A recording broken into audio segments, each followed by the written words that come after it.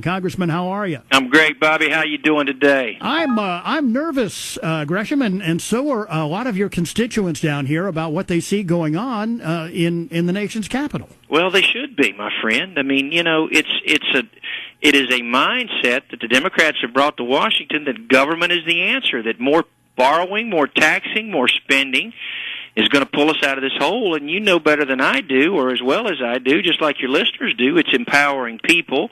It's cutting taxes. It's cutting borrowing. It's cutting spending.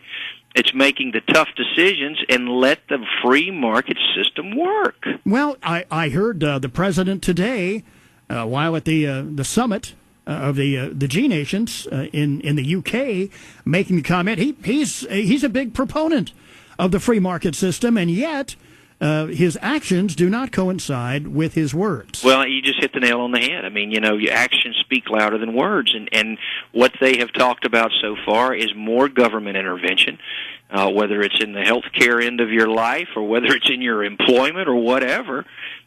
Big government with these guys seems to be the answer. And, you know, thus what we're seeing across this nation, Bob, are tea parties, and we're talking about old-time rock and roll Boston tea parties where people are getting sick and tired of what's going on here in Washington. And to that point, one of the things that we've done, we've reintroduced a bill. We did it last year, but we've kind of changed the name of it to the Tea Act, the Taxpayer Empowerment and Advocacy Act. And believe it or not, over the next 5 years, this act could save us $520 billion. Now, you know, that used to be a lot of money. Unfortunately, with the numbers that some of the Democrats are throwing around, it kind of gets dwarfed. But it is real dollars. It is real saving that can turn this or help turn this economy around. I think that I speak for a lot of the people here in the upstate, Congressman, when I say that people are very, very nervous about the direction they see the country going. They see us heading at breakneck speed down the socialist highway. They see their children and their grandchildren's futures being mortgaged at the altar of establishing the United Socialist States of America, and they're very frustrated at the same time because they feel as if their voices are going unheard. Well, let me say something to the contrary. I mean, I agree with the first part, but the last part with their voices being unheard, I disagree. These tea parties, you know, a couple of weeks ago we did one in Greenville, or there was one in Greenville, 2,000 people. That's right. One in Cincinnati, 4,000 people. They're expecting the next one in Greenville that I'll be at, I think, on the 17th, another 4,000 people. These are being effective. People are listening. And it is exciting to see. You know, you think as a United States congressman you've got a tremendous voice, and you do. But let me tell you something. The American people, when they are engaged, when they are activated, when they're angry, you talk about the strongest voice in the world, they are. And I encourage your listeners out there, Bob, to grab a dadgum Louisiana tea bag or Tetley or whatever they want to do and send it to the United States Congress and tell them they're sick and tired of higher taxes, higher spending, and higher borrowing. Well, we are going to be involved with a number of those events, Congressman. We will see you, of course, on the 17th on the lawn of the Bilo Center. I believe that Senator Jim DeMint is going to be at that event as well. That's right. We have another one to get people in the mood for the Tea Party on Tax Day on the 15th that WORD is putting together, that Mike Gallagher and Russ Castle will be hosting.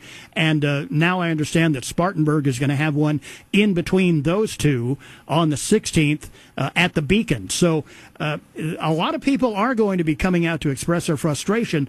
The question, I guess, that will still remains to be answered is whether the politicians in Washington, yourself excluded, because you already know the direction that we should be going, the other politicians in Washington will heed the call. Well, I certainly hope so. I mean, the guys that we are concentrating on, the guys that I'm working on with my Tea Act, are the blue dogs, as they call them up here. Or they may be socially a little liberal, but most of them are fairly middle of the road when it comes to fiscal responsibility. And if they would just stand up and join with us, we could stop this train. And let me kind of put it in perspective, sure. Bob. Our chairman, or our ranking member on the budget, Paul Ryan from Wisconsin, really put it in South Carolina terms last night during the budget debate when I was down on the floor and we were all speaking. He's got two sons. One's 4 and one's 7.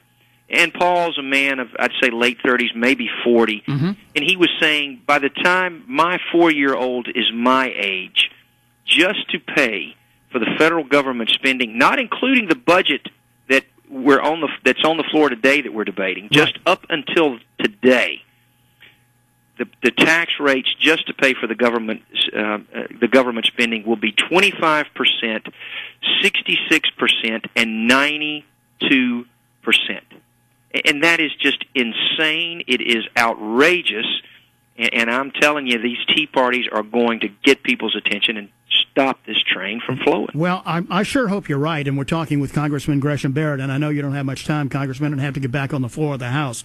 But I must tell you, we appreciate the efforts that you're making on behalf of fiscally conservative and otherwise conservative citizens who are very unsettled at the direction we see our country headed. Well, the only thing I can say, Bob, is please tell your listeners, and folks, if you can hear my voice out there, don't let up on this fight. Don't give up on this country. I'm telling you, when the American people are behind you, it empowers people. I feel more empowered today than I have in a long time, Bob. I'm energized to fight this fight, and I'll tell you, if I didn't think it was worth fighting and having a possibility of win, I'd do something different.